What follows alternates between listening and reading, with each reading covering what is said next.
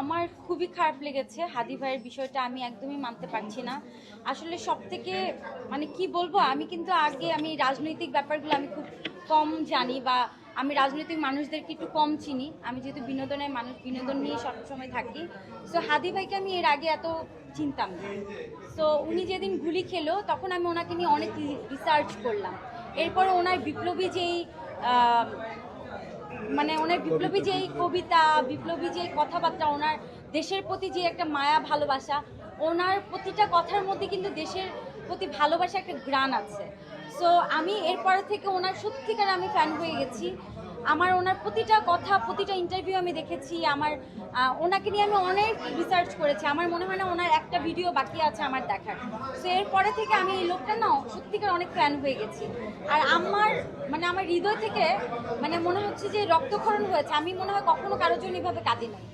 আমি নীরবে আমি কান্না করেছি। আমি মানে বলে শেষ করতে পারবো না। আমার রাজনৈতিক কোনো মানুষের জন্য আমার জীবনে কখনো চোখ দিয়ে এক ফোঁটা পানি বের হয় নাই। এই হাদি ভাইয়ের জন্য আমার নিজের চোখ দিয়ে আমি অশ্রু ঝরেছে। সো আমি দোয়া করি আল্লাহ তাকে বেহেশতে নাসিব করুক। ওনাকে আমরা শহীদ হিসেবেই মানি। আমি চাই যে আল্লাহ তাকে অনেক ভালো রাখবে, আর যারা ওনাকে খুন করেছে তার শাস্তি হবে। আমি বিশ্বাস করি এই পৃথিবীতেই সে শাস্তি পেয়ে যাবে।